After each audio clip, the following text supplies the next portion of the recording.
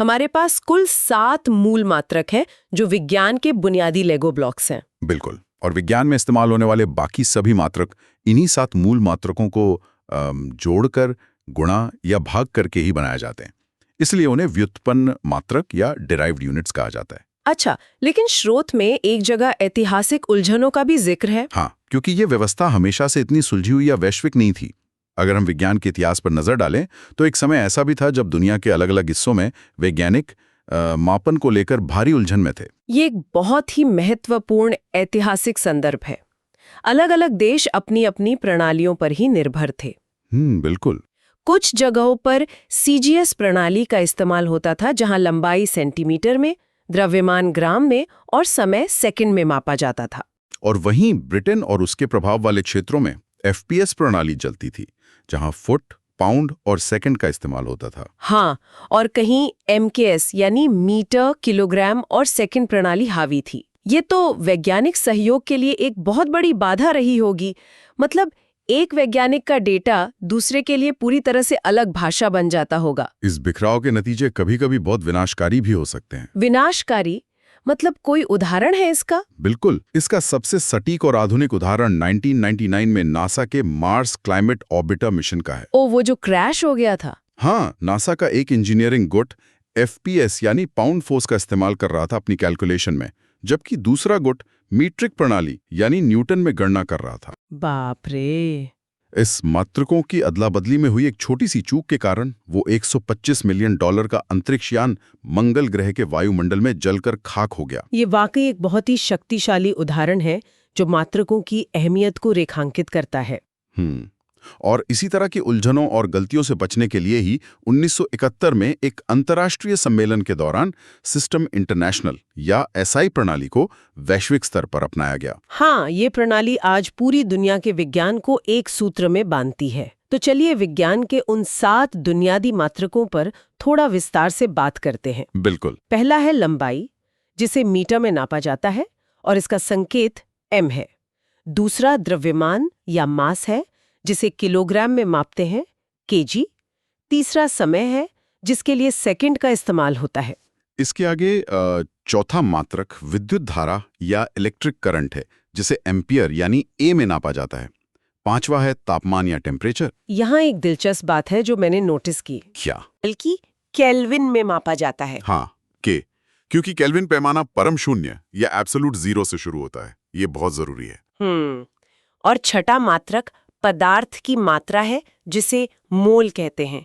ये रसायन विज्ञान या केमिस्ट्री के लिए बहुत अहम है, जब हमें बहुत सारे परमाणुओं या अणुओं की सटीक गिनती करनी होती है। सही कहा। और सातवां मात्रक ज्योति तीव्रता यानी प्रकाश की चमक के लिए है, जिसे कैंडेला या सीडी में मापा जाता है। इन 7 मूल मात्रकों के अलावा स्रोत बताता है कि 2 पूरक मात्रक या सप्लीमेंट्री यूनिट्स भी होते हैं। हाँ, समतलीय कोण और घन कोण के लिए। जी, एक रेडियन है जो समतलीय कोण या कागज पर बने 2D एंगल को नापने के काम आता है, और दूसरा स्टेरेडियन है जो घन कोण यानी एक 3D एंगल को नापता है, जैसे किसी शंकु या आइसक्रीम कोन के अंदर का फैलाव। हाँ बिल्कुल। लेकिन यहाँ जो सबसे बड़ी वैज्ञानिक छलांग हमने लगाई है वो 2018 के अंतर्राष्ट्रीय समझौते में देखने को मिली। हाँ, वो मात्रकों की परिभाषा बदलने वाला समझौता। दशकों तक 1 किलोग्राम की परिभाषा फ्रांस की एक सुरक्षित तिजोरी में रखे प्लैटिनम इरिडियम मिश्र धातु के एक भौतिक बाट पर निर्भर करती थी। लेकिन भौतिक चीजें समय के साथ बदल सकती हैं ना। उन पर धूल के सूक्ष्म कण जम सकते हैं या सफाई के दौरान वे घिस सकती हैं। ब्रह्मांडीय स्तर की सटीकता के लिए हम किसी धातु के टुकड़े पर निर्भर नहीं रह सकते। ये एक बहुत ही तार्किक बदलाव था।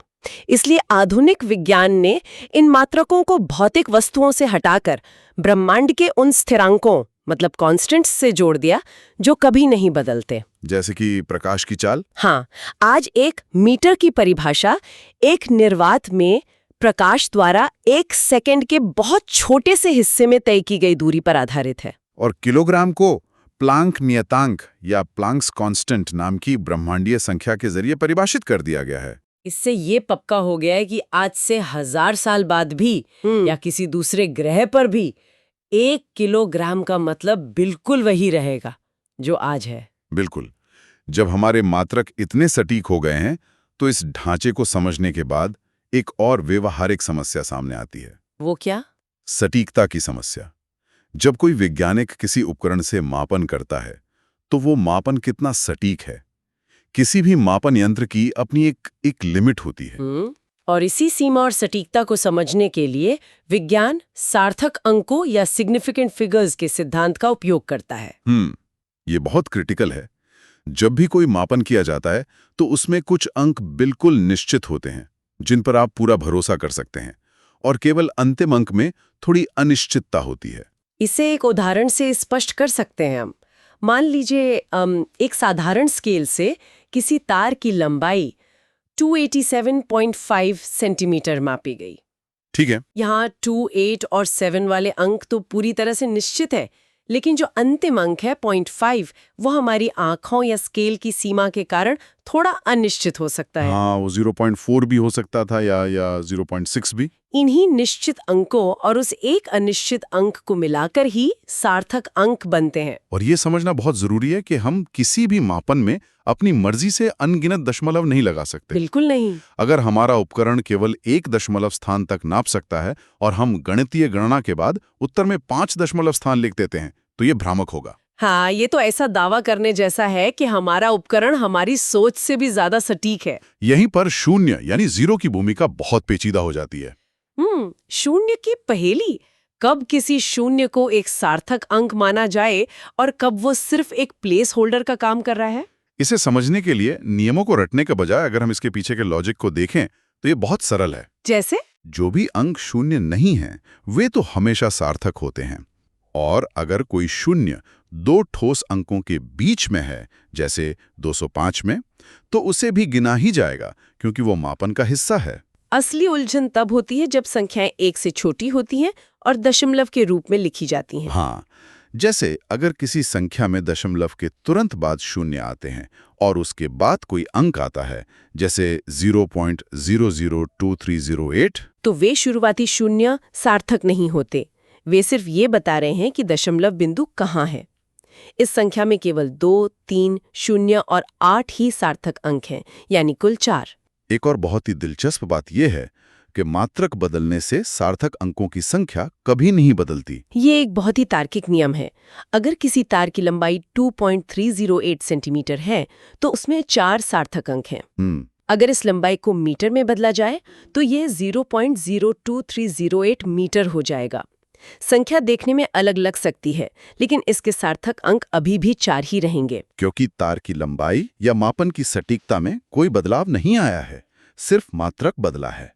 इन्हीं सब शून्य की उलझनों और बहुत बड़ी या बहुत छोटी संख्याओं को संभालने के लिए विज्ञान में वैज्ञानिक संकेतन या साइंटिफिक नोटेशन का सहारा लिया जाता है। हाँ, इसके तहत किसी भी संख्या को 1 और 10 के बीच के एक अंक और 10 की घात के रूप में लिखा जाता है। ये ब्रह्मांड के विशाल और सूक्ष्म पैमानों को समझने के लिए बहुत उपयोगी है। अगर हम पृथ्वी के व्यास की बात करें तो यह लगभग 1.28 गुणा 10 की घात 7 मीटर है। और यहाँ 10 की घात 7 परिमाण की कोटि मतलब ऑर्डर ऑफ मैग्नीट्यूड को दर्शाता है। दूसरी तरफ एक हाइड्रोजन परमाणु का व्यास लगभग 1.06 गुणा 10 की घात -10 मीटर होता है। ये तुलना परिमाण की कोटि की शक्ति को दिखाती है। पृथ्वी की कोटि 7 है और हाइड्रोजन की -10 है। मतलब इनके बीच 17 परिमाण की कोटि का अंतर है। इसका मतलब है कि पृथ्वी का व्यास हाइड्रोजन परमाणु से 10 के पीछे 17 शून्य लगाने पर जो संख्या बनेगी उतना गुना बड़ा है। बाप रे! वैज्ञानिक संकेतन के बिना ऐसी संख्याओं को लिखना और उनमें सार्थक अंकों की पहचान करना तो एक दुस्वप्न बन जाता। बिल्कुल। अब एक सवाल आता है कि जब हम इन मापी गई संख्याओं के साथ गणितीय गणनाएं करते हैं तो क्या होता है? अक्सर कैलकुलेटर गुणा या भाग करने पर दशमलव के बाद बहुत सारे अंक दे देता है। लेकिन जैसा कि हमने पहले चर्चा की, हम उन सभी अंकों को अपने उत्तर में शामिल नहीं कर सकते। तो फिर इसका नियम क्या है? इस समस्या को सुलझाने के लिए एक बहुत ही बेहतरीन सिद्धांत है जिसे हम चेन की सबसे कमजोर कड़ी के उदाहरण से समझ सकते हैं। अच्छा, कमजोर कड़ी वाला कॉन्सेप्ट। हाँ, एक चेन अपनी सबसे कमजोर कड़ी से ज्यादा मजबूत नहीं हो सकती। इसी तरह जब हम गुणा या भाग करते हैं तो हमारा अंतिम उत्तर हमारे सबसे कम सटीक मापन से ज्यादा सटीक नहीं हो सकता। मतलब मान लीजिए हम घनत्व निकाल रहे हैं, द्रव्यमान में 4 सार्थक अंक है और आयतन में केवल 3 सार्थक अंक है। तो जब हम इन्हें भाग देंगे तो कैलकुलेटर चाहे जितने भी अंक दिखाए, हमें अपना अंतिम उत्तर केवल 3 सार्थक अंकों तक ही सीमित रखना होगा। और जोड़ने या घटाने के मामले में भी ये तर्क काम करता है, बस तरीका थोड़ा अलग है। वहां हम कुल सार्थक अंकों को देखने के बजाय दशमलव के बाद के स्थानों को देखते हैं। हाँ, अगर हम 3 अलग-अलग वजनों को जोड़ रहे हैं और उनमें से एक वजन दशमलव के केवल एक स्थान तक मापा गया है, तो हमारा अंतिम उत्तर भी दशमलव के एक स्थान तक ही होना चाहिए। ये नियम सुनिश्चित करता है कि डेटा की सटीकता को लेकर कोई झूठा दावा न किया जाए। बिल्कुल।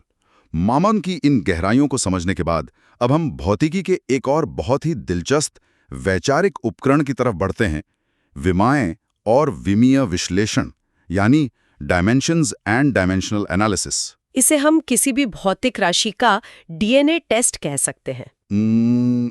ये डीएनए वाला रूपक बहुत ही सटीक बैठता है। जैसे हर जीव का एक मूल डीएनए ढांचा होता है, वैसे ही हर भौतिक राशि का भी एक बुनियादी ढांचा होता है जो मूल मात्रकों से बना होता है। जब हम किसी भौतिक राशि को इन मूल राशियों की घातों के रूप में दर्शाते हैं तो उसे विमा कहते हैं। और इसे बहुत ही सरलता से दर्शाया जाता है। द्रव्यमान के लिए कैपिटल M, लंबाई के लिए कैपिटल L और समय के लिए कैपिटल T का उपयोग किया जाता है। अगर हम आयतन या वॉल्यूम का उदाहरण लें तो वो लंबाई, चौड़ाई और ऊंचाई का गुणनफल होता है। तकनीकी रूप से चौड़ाई और ऊंचाई भी लंबाई के ही प्रकार हैं। हाँ, इसलिए आयतन की विमा L गुणा L यानी L³ हो जाती है। इसी तरह बल यानी फोर्स द्रव्यमान और त्वरण का गुणनफल होता है। त्वरण खुद लंबाई और समय के वर्ग के अनुपात से बनता है। तो जब हम इसे सुलझाते हैं तो बल की विमा mLT की घात -2 बन जाती है। इस डीएनए टेस्ट का सबसे बड़ा और व्यवहारिक उपयोग समानता के सिद्धांत या प्रिंसिपल ऑफ होमोजेनिटी में देखने को मिलता है। इसे हम रोजमर्रा के तर्क से समझ सकते हैं। क्या 5 किलोमीटर में 3 किलोग्राम को जोड़ा जा सकता है? बिल्कुल नहीं। दूरी में वजन को नहीं जोड़ा जा सकता। भौतिकी के समीकरणों में भी यही नियम लागू होता है। हम बल में वेग या वेलोसिटी को नहीं जोड़ सकते। किसी भी समीकरण में केवल उन्हीं राशियों को जोड़ा या घटाया जा सकता है जिनकी विमाएं बिल्कुल एक समान हों। और यही सिद्धांत विमीय विश्लेषण को एक बेहतरीन विश्लेषणात्मक उपकरण बनाता है। ये हमें किसी भी समीकरण की सत्यता की जांच करने में मदद करता है। मान लीजिए गतिज ऊर्जा यानी काइनेटिक एनर्जी को लेकर कोई असमंजस है। गतिज ऊर्जा का सूत्र होता है ½ mv²। ऊर्जा की विमा हमेशा mL² की घात -2 होती है। बिल्कुल। अगर कोई इसे गलती से ma यानी द्रव्यमान गुणा त्वरण लिख दे तो हम विमीय विश्लेषण से तुरंत बता सकते हैं कि यह गलत है, क्योंकि ma की विमा mLT की घात -2 होती है, जो बल की विमा है, ऊर्जा की नहीं। ये तो समीकरणों की जांच करने का एक बहुत ही अचूक तरीका है। हम दोनों तरफ की विमाओं की तुलना करके ये साबित कर सकते हैं कि कोई सूत्र भौतिक रूप से संभव है या नहीं। हाँ, लेकिन एक बात है, एक वैज्ञानिक के रूप में हमें इसके अंधे बिंदुओं यानी सीमाओं को भी स्वीकार करना चाहिए। आप किस सीमा की बात कर रही हैं? विमीय विश्लेषण हमें ये तो बता देता है कि समीकरण में भौतिक राशियों का संयोजन सही है, लेकिन ये स्थिरांकों या कांस्टेंट्स के बारे में पूरी तरह से अंधा होता है। ओह हाँ। संख्याओं जैसे 1/2 या पाए, इनकी कोई विमा नहीं होती। इसलिए अगर गतिज ऊर्जा का सूत्र 5 mv² लिख दिया जाए तो विमीय विश्लेषण इसे भी सही ठहरा देगा, जबकि वास्तविकता में ये गलत है। ये इस सिद्धांत की वाकई एक बहुत बड़ी तकनीकी सीमा है। खैर, इन सभी सैद्धांतिक बातों को अब एक व्यवहारिक धरातल पर लाते हैं।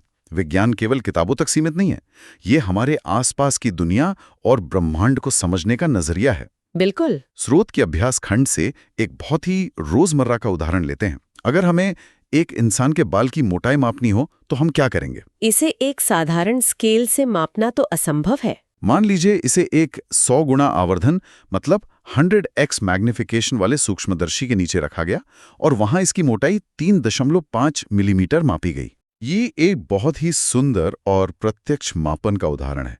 अगर 100 गुना बड़ा करने पर बाल 3.5 मिलीमीटर का दिख रहा है, तो उसकी वास्तविक मोटाई निकालने के लिए हमें 3.5 को 100 से भाग देना होगा, जो 0.035 मिलीमीटर आएगा। इसी तरह के सिद्धांतों का उपयोग माइक्रोबायोलॉजी और नैनो टेक्नोलॉजी में रोजाना किया जाता है। और जब हम सूक्ष्म से निकलकर विशाल दूरियों की बात करते हैं, तो वहां लंबन या पैरेलैक्स की विधि काम आती है। ये एक ऐसा सिद्धांत है जिसका अनुभव हम सबने किया है। हाँ, जब हम किसी तेज चलती ट्रेन में सफर करते हैं और खिड़की से बाहर देखते हैं, तो ऐसा लगता है जैसे पास के पेड़ या खंबे बहुत तेजी से विपरीत दिशा में भाग रहे हैं।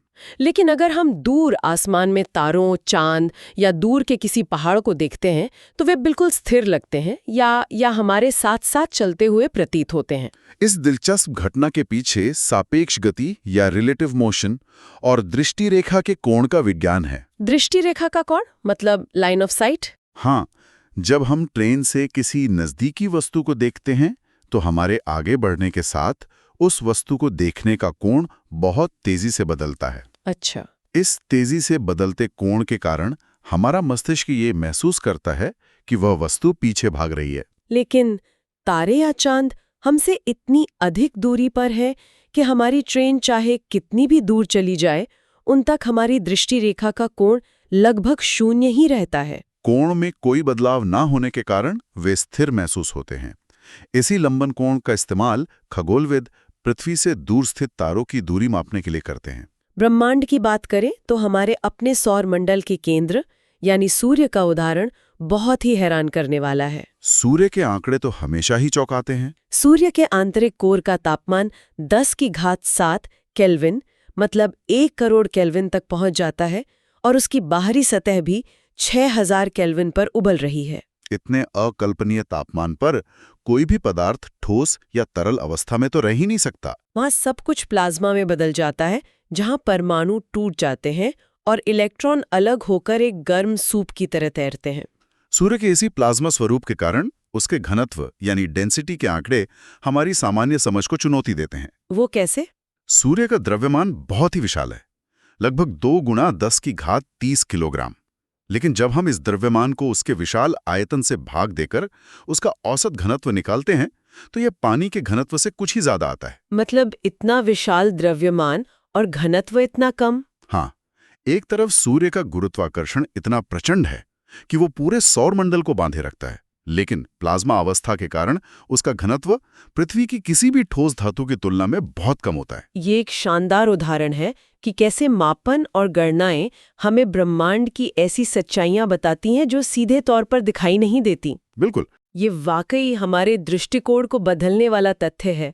तो इस पूरी गहन चर्चा को अगर हम समेटें, तो हमने देखा कि भौतिकी की नींव उन 7 बुनियादी मात्रकों पर कैसे टिकी है और कैसे हमने उन्हें भौतिक वस्तुओं से हटाकर ब्रह्मांडीय स्थिरांकों से जोड़ दिया। हमने मापन की अनिश्चितता, सार्थक अंकों के महत्व और शून्य की जटिलताओं को समझा। हमने भौतिक राशियों के डीएनए यानी विमीय विश्लेषण से समीकरणों को परखना सीखा। और अंततः हमने ये जाना कि ये सारे सैद्धांतिक नियम एक बाल की सूक्ष्म मोटाई से लेकर सूर्य के घनत्व और तारों की दूरी मापने तक हमारे ब्रह्मांड को समझने के कितने शक्तिशाली औजार हैं। और इसी ब्रह्मांडीय समझ के साथ एक बहुत ही गहरा विचार भी उभर कर आता है। कैसा विचार? आज हमने चर्चा की कि हमारा सबसे महत्वपूर्ण मात्रक मीटर निर्वात में प्रकाश की चाल द्वारा परिभाषित होता है। प्रकाश की चाल को आधुनिक भौतिकी में सबसे स्थिर और अटल सत्य माना जाता है, लगभग 3 लाख किलोमीटर प्रति सेकंड। हाँ, ये तो पूरे ब्रह्मांड में एक समान मानी जाती है। हमारी पूरी आधुनिक भौतिकी इसी स्थिरता पर टिकी है। लेकिन जरा इस पर विचार करें, ब्रह्मांड अभी भी हमारे लिए बहुत हद तक एक रहस्य है। अगर भविष्य में ब्रह्मांड के किसी ऐसे सुदूर हिस्से की खोज हो जाए या किसी नए आयाम का पता चले जहां प्रकाश की चाल थोड़ी सी भी अलग हो, तो क्या होगा? ओह, ये तो... अगर वो एक ब्रह्मांडीय स्थिरांकी बदल जाए, तो क्या हमें अपनी मापन की पूरी प्रणाली, विज्ञान के सारे नियम और वास्तविकता की अपनी पूरी समझ को ही फिर से शून्य से नहीं लिखना पड़ेगा? ये एक ऐसा विचार है जो ब्रह्मांड की स्थिरता और विज्ञान की हमारी समझ दोनों पर एक बहुत बड़ा प्रश्न चिन्ह लगाता है। बिल्कुल। अगर हमारी नापने की छड़ी ही बदल जाए तो पूरी दुनिया का आकार क्या होगा? हम सबको इस बारे में सोचना चाहिए। इसी गहरे और विचारोत्तेजक सवाल के साथ हम आज की इस गहन चर्चा को यहीं विराम देते हैं। भौतिकी और ब्रह्मांड के इन रहस्यों पर विचार करते रहिए और हमेशा कुछ नया सीखते रहिए।